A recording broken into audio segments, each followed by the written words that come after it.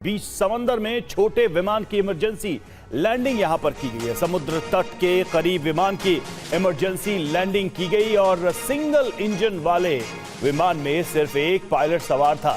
तट के पास तैनात रेस्क्यू टीम ने पायलट को बचाया। तकनीकी खराबी के चलते इमरजेंसी लैंडिंग का शक। Oh my God! तस्वीरें आप देखिए किस तरह से ये इमरजेंसी लैंडिंग हुई है। बताया जा रहा है कि तकनीकी खराबी की वजह से ये इमरजेंसी लैंडिंग करानी पड़ी। बीच समंदर में ये लैंडिंग हुई है। सिंगल इंजन वाला ये विमान था जिसमें एक पायलट सवार था। तट के पास तैनात रेस्क्यू टीम ने पायलट को बचाया। Oh my God!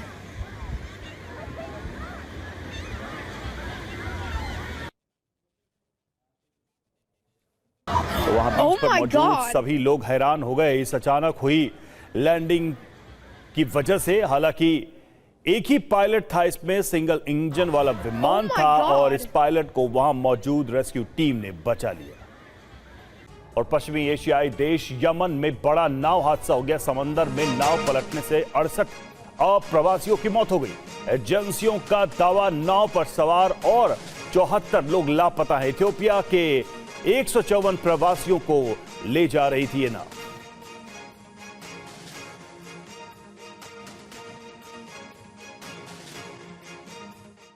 और पश्चिमी एशियाई देश यमन में बड़ा नाव हादसा हो गया। समंदर में नाव पलटने से 68 अप्रवासियों की मौत हो गई। एजेंसियों का दावा नाव पर सवार और 74 लोग लापता हैं। इथियोपिया के 154 प्रवासियों को ले जा रही थी ये नाव।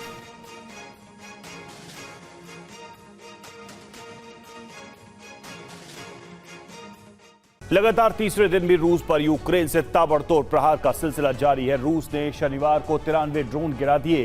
फिर रूस के कई शहरों में धमाके हुए। रूस में हमले के पीछे नाटो की मदद साफ दिखाई दे रही है, क्योंकि यूक्रेन के ड्रोन सटीक निशाने के साथ रूस के अहम ठिकानों को टारगेट कर रहे हैं। रूसी तेल ठिकानों को निशाना बनाने के साथ ही सेना से जुड़ी हर चीज पर यूक्रेन प्रहार कर रहा है।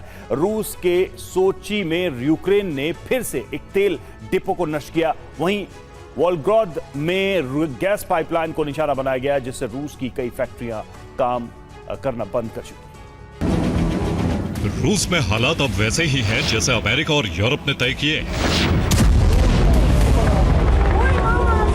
जंग में यूक्रेन की धमाकेदार वापसी का असर तीसरे दिन भी नजर आ रहा है।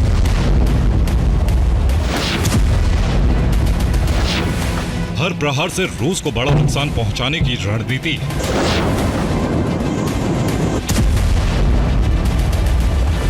इसीलिए रूस में ऑयल रिफाइनरी में हमले हो रहे हैं। गैस पाइपलाइन को टारगेट किया जा रहा है।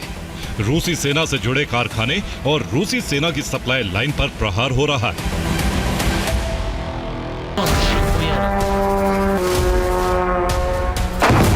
शनिवार की रात रूस का सोची इलाका यूक्रेन का प्राइम टारगेट था।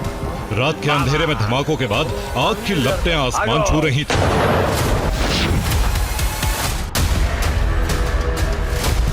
रिपोर्ट के मुताबिक सूची में लगातार 20 धमाके हुए। हमलों में रूस के एक ऑयल डिपो में आग लग गई। एक गोदाम को भी यूक्रेन ने ड्रोन से निशाना बनाया।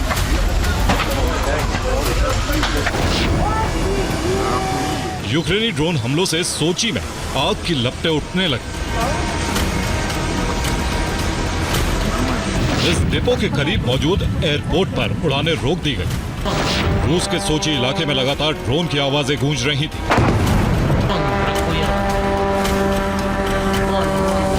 बावन उड़ानों को कैंसिल करना पड़ा। यात्रियों को बम शेल्टर में भेजा गया। सोची में 20 धमाकों की आवाज सुनी। ट्रंप से हौसला और यूरोप से हथियार मिलने के बाद यूक्रेन का हमला 3 दिनों से जारी।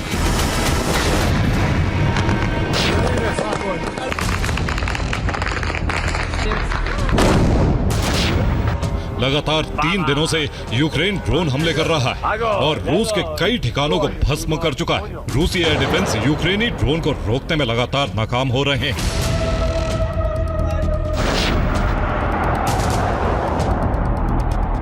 सोची में रोसनेफ्ट नाम के ऑयल डिपो की सुरक्षा के लिए रूस ने एंटी ड्रोन नेट का भी इस्तेमाल किया, लेकिन हमलों को रोका नहीं जा सकता।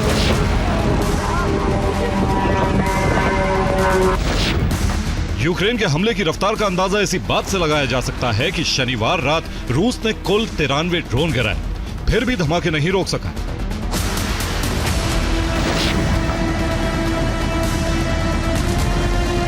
रूस पर ताबड़तोड़ हमले के बाद राष्ट्रपति ज़ेलेंस्की की आवाज में भी बुलंदी आ गई। कल तक हथियार के लिए गिड़गिड़ा रहे ज़ेलेंस्की अब रूस को धमकी दे रहे हैं।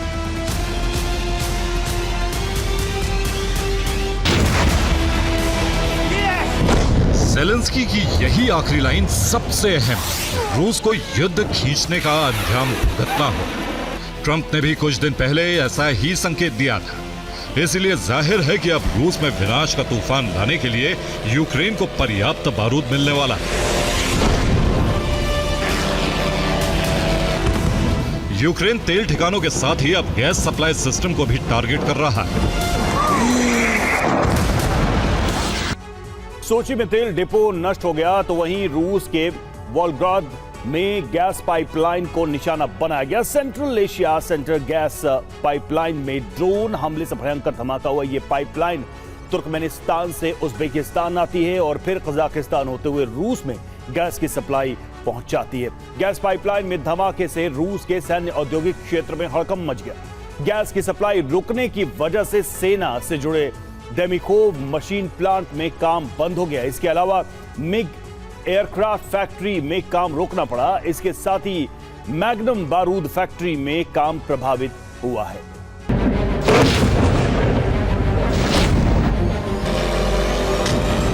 यूक्रेन का हर हमला अच्छे तरीके से प्लान किया गया प्रहार नजर आता है।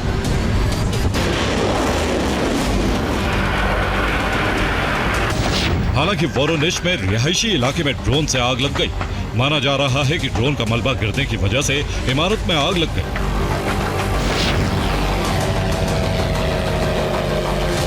काला सागर के रास्ते भी यूक्रेन ने जबरदस्त प्रहार किया।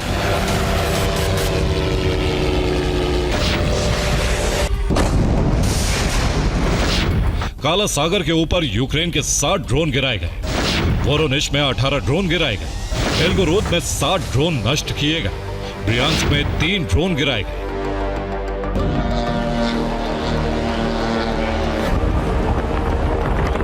ब्रियांस्क में 3 ड्रोन गिराए गए, लेकिन यूक्रेन का एक ड्रोन ब्रिज तक पहुंचने में कामयाब रहा।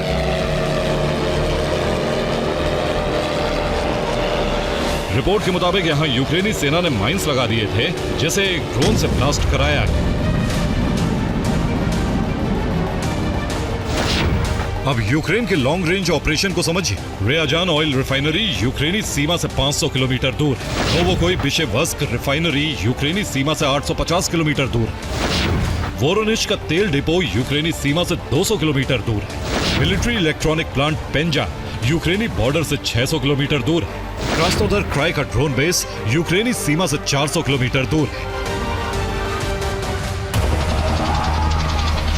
यानी रूस के 500 किलोमीटर की रेंज में ज्यादा ड्रोन हमले हो रहे हैं। वक्त के साथ यह बढ़ भी सकता है, क्योंकि यूक्रेन 1000 किलोमीटर तक हमला करने में सक्षम है। यूक्रेन जिस तरह से रूसी सेना से जुड़ी हर चीज को तबाह कर रहा है, उससे जाहिर हो रहा है कि यह प्लानिंग अमेरिका यूरोप के कमांडर्स एक बहुत सटीक इंटेलिजेंस के साथ कर रहे हैं और यूक्रेन के जरिए उसे अंजाम दिया जा रहा है। रूस से इंतकाम के लिए हमले जारी हैं। रोस्टोव में फिर रूसी सेना की सप्लाई को टारगेट किया गया। यहां बिजली स्टेशन पर हमला किया गया, जिसकी वजह से फिर रेल रूट बंद करना पड़ा। 15 दिन में रोस्टोव के रेल रूट पर 2 बार हमला किया जा चुका है। इन हमलों से रूसी सेना की पूर्वी यूक्रेन में हथियार सप्लाई प्रभावित हुई है। रूस के अलावा ज़ैपोरिज़िया में रूसी कब्जे वाले इलाके मेलिटोपोल में भी रूसी सेना के काफिले पर हमला हुआ। ये यूक्रेनी एजेंसियां खुफिया एजेंसी का हमला था और हमले में बस में सवार 5 बेचैन लड़ाकों की मौत हो गई। यूक्रेनी खुफिया एजेंसी लगातार हमले का प्लान कर रही है और ज़ैपोरिज़िया और रूसी काफिले पर हमले हो रहे हैं।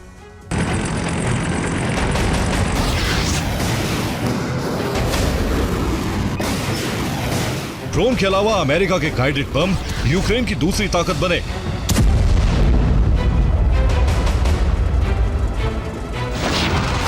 यूक्रेनी MiG-29 खार्किव में लगातार उड़ान भर रहे हैं और फ्रंट लाइन पर जबरदस्त बमबारी हो रही।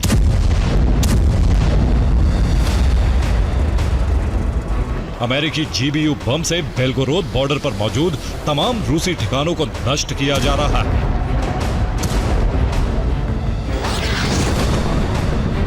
अगस्त के 3 दिनों में रूस के 920 सैनिकों की मौत हो चुकी, 43 आर्टिलरी सिस्टम और 123 वाहन नष्ट हो चुके।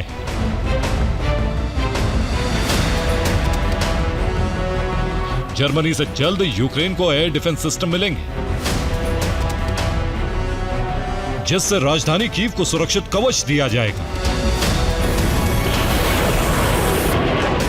इसके साथ ही पोलैंड भी यूक्रेन को हथियार का पैकेज देने का मन बना रहा है। एक्सपर्ट्स के मुताबिक ट्रंप चाहते हैं कि रूस में भारी तबाही हो, ताकि पुतिन भी बातचीत की टेबल पर आने के लिए मजबूर हो।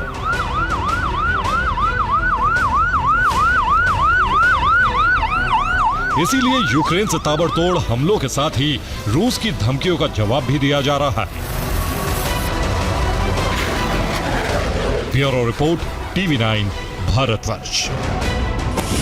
और रूस के सोची पर ड्रोन से हमला हुआ है। हमले में ऑयल डिपो तबाह हुआ है। यूक्रेन ने दागे 20 से ज्यादा ड्रोन।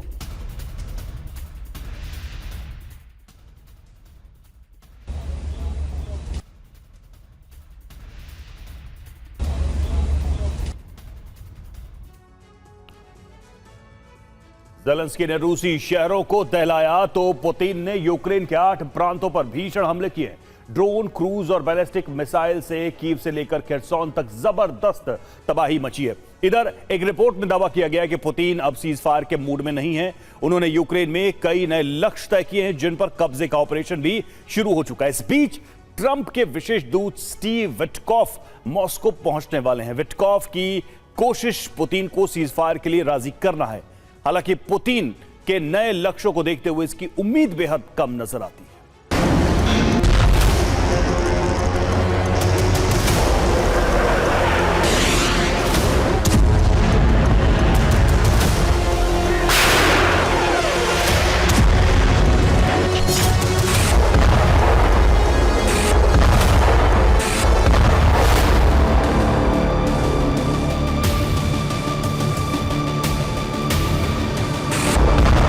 यूक्रेनी शहरों में होती है तबाही,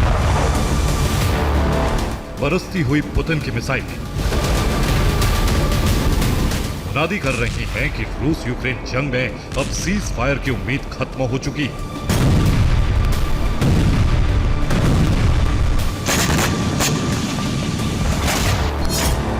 राष्ट्रपति पुतिन ने साफ कर दिया, उन्हें न डोनाल्ड ट्रंप की किसी डेडलाइन की चिंता है, न ही किसी चेतावनी की कोई फिक्र।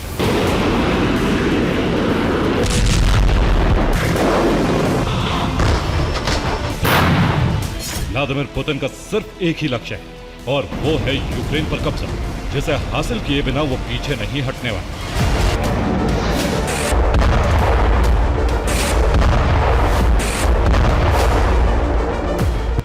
ISW की एक नई रिपोर्ट सामने आई।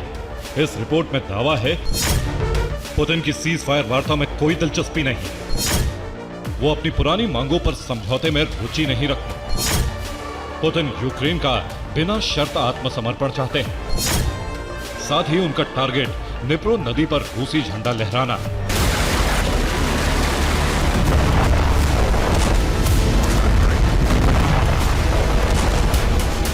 दरअसल हाल ही में डोनाल्ड ट्रंप ने पुतिन को 8 अगस्त तक सीज फायर समझौते पर हस्ताक्षर की चेतावनी दी थी।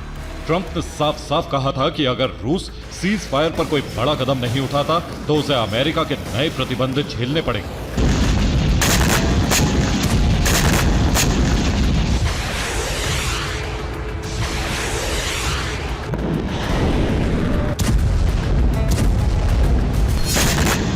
लेकिन सीज फायर पर विचार तो दूर, रूसी राष्ट्रपति ने यूक्रेन में नया अभियान शुरू कर दिया। पुतिन ने सेवरेस्की और लीमन पर कब्जे का अभियान शुरू कर दिया। यहां करीब 5000 रूसी सैनिक पहुंच चुके हैं। भारी संख्या में रॉकेट लॉन्चर और आर्टिलरी डिप्लॉय की गई। दोनों ही इलाकों के आसपास यूक्रेनी फ्रंट लाइन पर जबरदस्त हमले किए जा रहे हैं।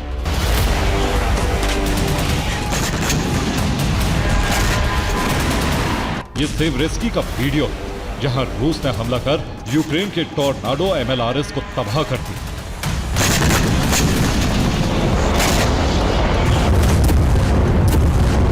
ये लीमन के पास मौजूद द्रुजोवका का वीडियो जहां रूस ने गेरॉन ड्रोन से हमला कर एक इमारत को तबाह कर दिया।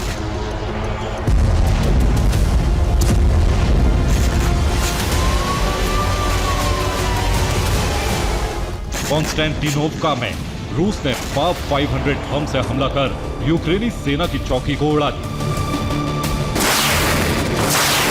दरअसल डोनेस्क में हुए ये सभी हमले ज़ेलेंस्की की सबसे मजबूत डिफेंस बेल्ट को तोड़ने के लिए, जिसे तबाह करने का मतलब होगा पोक्रोवस्क तक कब्जा।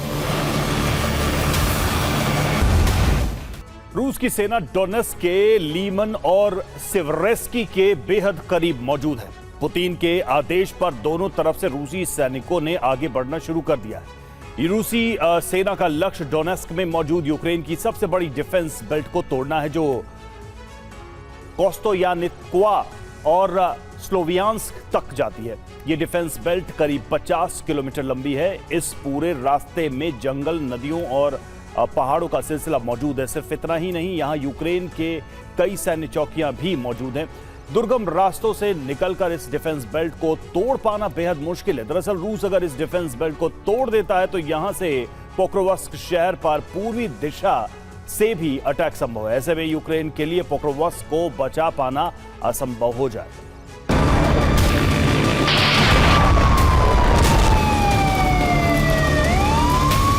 पुतिन की ये रणनीति असर दिखाने लगी। डोनेस्क के अलेक्जेंड्रो कैलिनोवो पर रूसी सैनिकों ने कब्जा कर अपना झंडा लहरा दिया।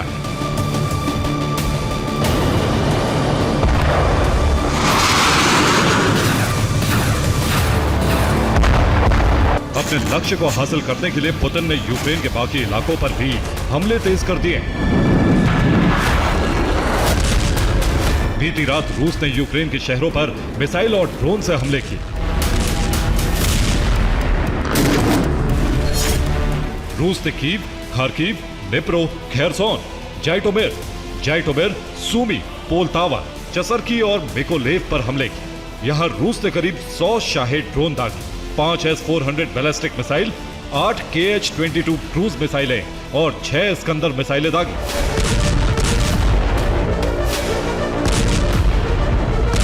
रूस ने सबसे बड़ा हमला खेरसोन पर किया। दावा है कि रूस ने यहां 3 टन का पाप 3000 बम गिराए। रूस का टारगेट खेरसोन में निप्रो नदी पर बना ये पुल था, जो कोराबेल शहर में मौजूद। इसे बम गिराकर तबाह कर दिया। वीडियो में देखा जा सकता है रूस ने यहां कुल 2 बम गिराए। एक बम सीधा पुल पर गिरा, जबकि दूसरे बम का धमाका कोराबेल के शहरी इलाके में देखा गया। ये धमाके के बाद की तस्वीरें। वीडियो में देखा जा सकता है पुल में एक बड़ा छेद हो चुका है। पुल का एक बड़ा हिस्सा बुरी तरह से क्षतिग्रस्त है। वहीं आसपास मौजूद मकानों को भी काफी नुकसान पहुंचा है। जगह जगह आग लगी हुई है। हादसे के बाद कोराबेल शहर को खाली करवाया जा रहा है। लेकिन सवाल है कि रूस के टारगेट पर निप्रो नदी पर बना यह पुल क्यों आया, यह भी आपको बताते हैं। दरअसल खेरसोन प्रांत में मौजूद कोराबेल शहर 2 हिस्सों में बटा है। एक हिस्सा खेरसोन प्रांत की जमीन से सीधा जुड़ा है, जबकि दूसरा हिस्से के चारों तरफ निप्रो नदी बहती है। इसलिए कोराबेल के इस हिस्से को खेरसोन में मौजूद द्वीप भी कहा जाता है।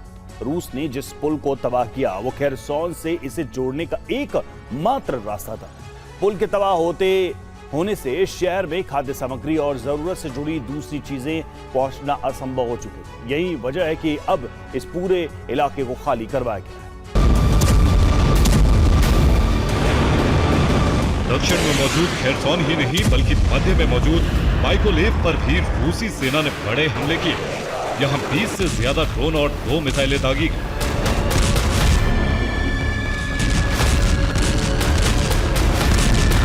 माइकोलेव में यूक्रेन का टारगेट रिहायशी इलाके थे। हमले में 3 मकान ध्वस्त हो गए, 23 घरों में आग लग गई, करीब 12 अपार्टमेंट तबाह हो गए। वहीं पोस्ट ऑफिस की इमारत भी खंडर बन गई।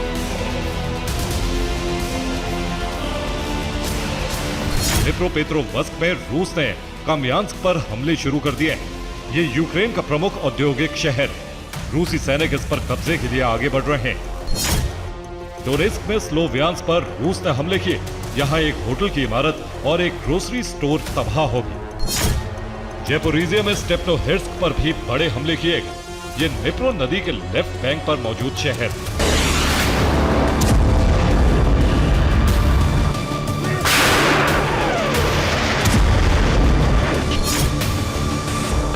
माना जा रहा है कि रूसी सेना इन सभी हमलों को एक पैटर्न के तहत कर रही है और इन सभी का सिर्फ एक ही लक्ष्य है, डोनेस्क में ज़ेलेंस्की की 50 किलोमीटर लंबी डिफेंस लाइन को तोड़ना। Bureau report, TV9 Bharatvarsh. Kherson में रूस की एयर स्ट्राइक की खबर है। खेरसौन में गिराए 4 फैब 500 बम। हमले में यूक्रेन के 2 पोस्ट तबाह।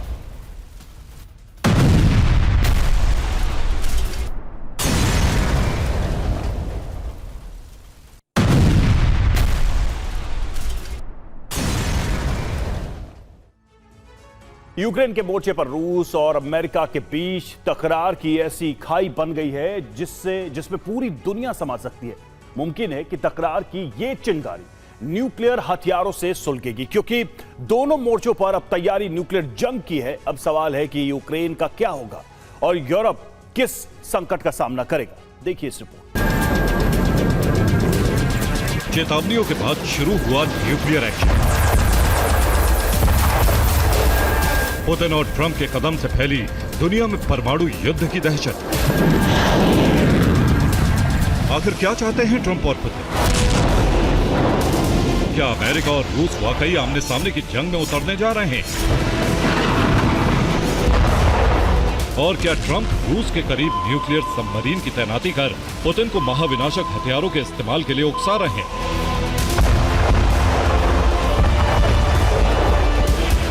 ये वो सवाल हैं जिनके जवाब दुनिया के भविष्य का अनुमान लगाने में मदद कर सकते हैं। लेकिन अफसोस कि पुख्ता जवाब किसी के पास नहीं। ट्रंप का आक्रामक अंदाज, एटमी जंग का आगाज।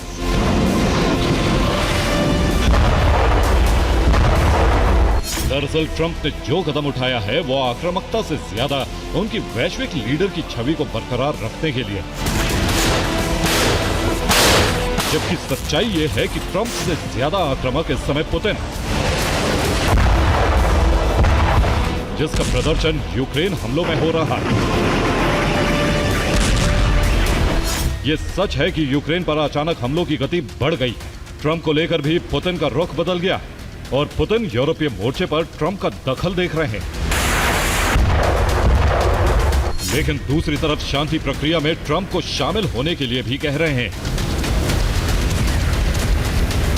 जो बताता है कि पुतिन की नाराजगी सिर्फ ट्रंप के दुनिया के प्रमुख बनने की कोशिश पर, उनके लगाए बैन और फैसलों पर। तो फिर ट्रंप ने इसे न्यूक्लियर युद्ध का संकट क्यों मान लिया? जवाब है पुतिन के करीबी पूर्व राष्ट्रपति और एनएससी के उपाध्यक्ष मेदवेदेव का बयान, जिसमें उन्होंने कहा है कि हर नया अल्टीमेटम एक धमकी, ये धमकी युद्ध की ओर बढ़ा एक कदम। ट्रंप को याद रखना चाहिए कि मॉस्को के पास सोवियत युग की अंतिम परमाणु हमले की क्षमता है। ये बयान दरअसल एक तरह की चेतावनी, वो चेतावनी जिसमें अमेरिका को रूस की खुफिया परमाणु शक्ति की याद दिलाई गई। ये शक्ति है dead hand nuclear retaliation system, यानी एक ऐसा परमाणु हथियारों का सिस्टम जो ऑटोमेटिक काम करता है, जो न्यूक्लियर मिसाइल को डिटेक्ट कर खुद जवाबी कार्रवाई करता है। लेकिन इसे अमेरिका ने ऑफेंसिव रणनीति का हथियार मानकर कदम आगे बढ़ा दिए। और अगर ऐसा हुआ है तो तय है कि अमेरिका के पास कोई बड़ा इनपुट जरूर। तो क्या पुतिन यूक्रेन पर एटमी हमला करने जा रहे हैं? क्या यूक्रेन को न्यूक्लियर हमले से झुकाने की तैयारी? और क्या यूक्रेन के बाद यूरोप पर भी रूस हमले करेगा? इन सवालों का जवाब वक्त के साथ मिल जाएगा। लेकिन इस समय जो कदम अमेरिका ने उठाए हैं उससे पता चलता है कि ट्रंप एक रणनीति के तहत न्यूक्लियर पनडुब्बियों को रूस के पास तैनात कर रहे हैं। लेकिन रूस के पास इसका भी विकल्प है। परमाणु युद्ध की आहट का चेहरा भले ही दमित्री मेदवेदेव हैं, लेकिन चेतावनी के दौर में ट्रंप ने टारगेट फिक्स कर दिया है। इसलिए न्यूक्लियर सबमरीन से रूस के पूर्वी हिस्से का घेराव किया गया है। ट्रंप के न्यूक्लियर सबमरीन भेजने वाले फैसले का सिर्फ एक ही मकसद है, रूस पर किसी भी तरह से दबाव बनाना। और अगर पुतिन का रुख नर्म पड़ता है तो ट्रंप को हासिल होगा ऐसा रुतबा जिससे दुनिया पर उनका दबदबा कायम हो जाएगा। लेकिन लगता नहीं है कि पुतिन झुकेंगे, बल्कि वो जवाब देंगे। इसलिए ट्रंप पर रणनीतिक दबाव बनाने के लिए वो यूएस के पास अपनी न्यूक्लियर सबमरीन तैनात कर सकते हैं। हाँ, या संभव है कि नाटो के सदस्य देशों का और न्यूक्लियर सबमरीन से घेराव भी कर ले। और इसकी पुष्टि करता है रूस में न्यूक्लियर अलर्ट, जिसके तहत स्ट्रैटेजिक रॉकेट फोर्स को कॉम्बैट रेडी कर दिया गया है। और रिपोर्ट यह है कि पुतिन ने रॉकेट फोर्स को यूएस की तरफ से होने वाले किसी भी हमले पर जवाबी कार्रवाई के आदेश जारी कर दिए। इसके अलावा रूस ने ट्रंप के रुख को देखते हुए इलेक्ट्रॉनिक वॉरफेयर का इस्तेमाल शुरू कर दिया है, जिसके तहत यूएस और नाटो की सेना पर साइबर अटैक जल्द संभव है। यही नहीं, यूएस की सबमरीन समुद्र में कहां तैनात की गई है, इसकी लोकेशन भी ट्रैक की जा रही है।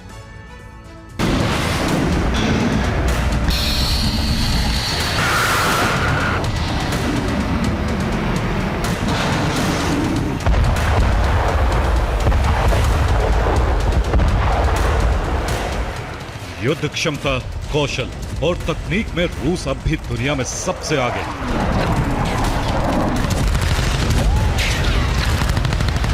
ये जानते हुए भी ट्रंप ने टकराव बढ़ाने वाला कदम उठाया।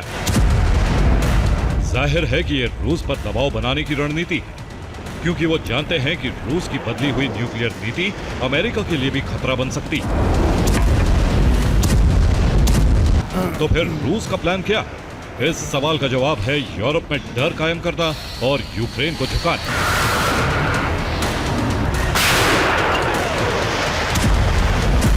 इस बारे में द टेलीग्राफ में ब्रिटेन के सांसद बॉब सीली ने चेतावनी दी कि परमाणु युद्ध की संभावना कल्पना से कहीं ज्यादा है। रूस यूक्रेन को सरेंडर कराने के लिए परमाणु हमला कर सकता है।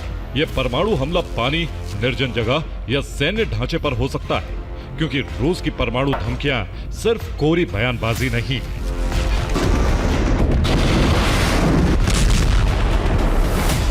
यानी रूस की तरफ से न्यूक्लियर हमला हो सकता है। इस आशंका को गंभीरता से लेना चाहिए। और अब रूसी हमले का जवाब अमेरिका देगा या नहीं, इस पर पूर्ण विश्लेषण होना चाहिए। ऐसा इसलिए क्योंकि पुतिन वहीं नहीं रुकेंगे, बल्कि यूरोप भी उनकी क्रोधाग्नि के जद में हो।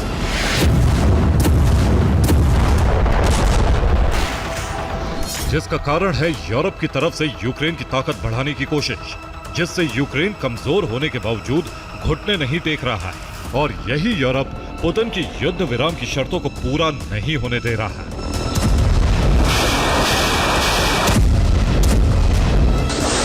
हालांकि इसमें यूरोप का सिर्फ इतना हित है कि रूस को यूक्रेन में व्यस्त किया जा सकता है, लेकिन पुतिन के काम में अड़चन डालकर वो उनका क्रोध भड़का रहे हैं। यहां तक कि कई देश रूस के लिए मुश्किल बनते जा रहे हैं, जिनमें मोल्दोवा भी शामिल है। मोल्दोवा का जिक्र इसलिए किया गया है क्योंकि वहां की सरकार ने मॉस्को से मुख्य खतरा बताया है और अब मॉस्को से सभी संबंध तोड़ने की तैयारी हो रही है। यही नहीं, मोल्दोवा पश्चिमी गठबंधन से जुड़ने की तैयारी में है और ऐसा हुआ तो मोल्दोवा का यूरोपीय सैन्यकरण होगा।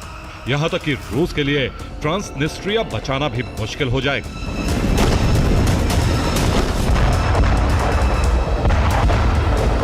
क्योंकि यूरोपीय सेना रूसी क्षेत्र को घेर सकती है और यूक्रेन तक सप्लाई बढ़ाने के लिए ग्रीक मार्ग भी खुल जाएगा,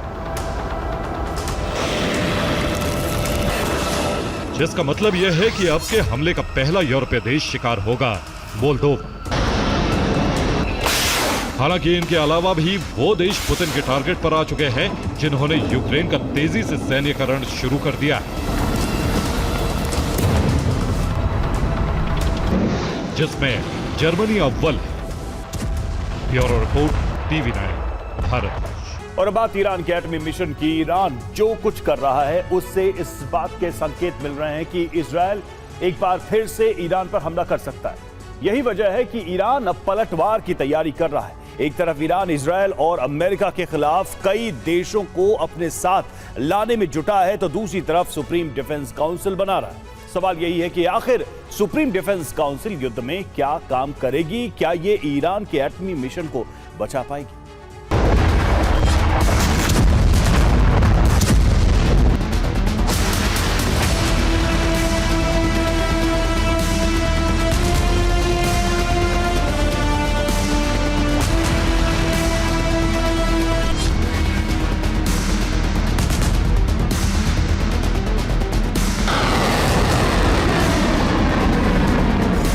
ईरान इजराइल में दूसरे युद्ध की आशंका बढ़ गई।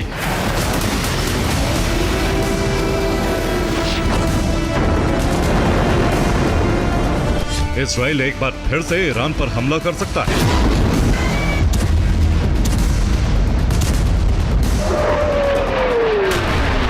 यह आक्रमण पिछले वाले से भी बड़ा और भीषण होगा।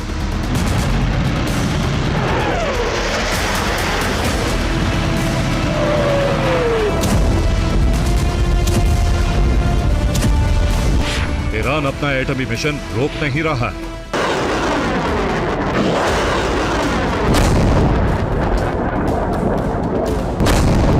खामनेई की यही एटमी जिद एक और युद्ध का दरवाजा खोल सकती है।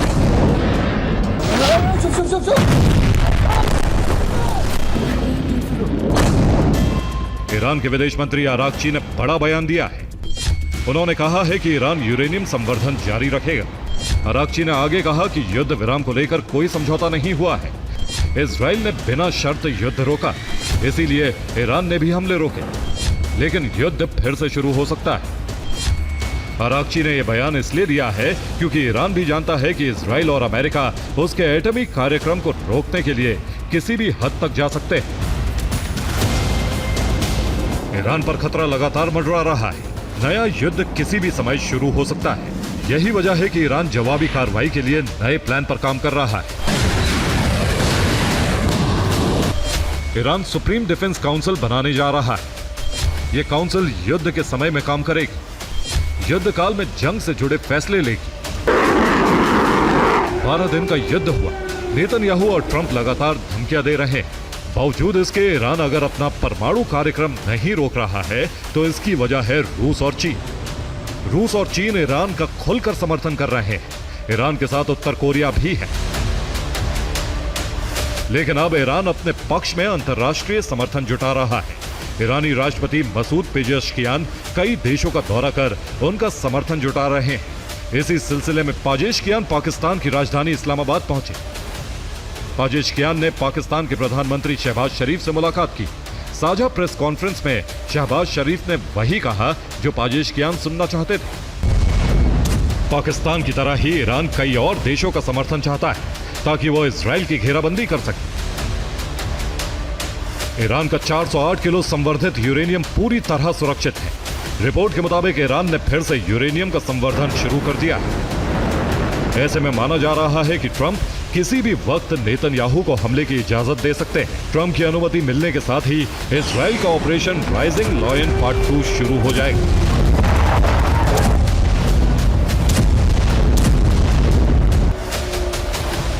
लेकिन एक सच ये भी है कि इस बार ईरान भी पलटवार के लिए पूरी तरह से तैयार है।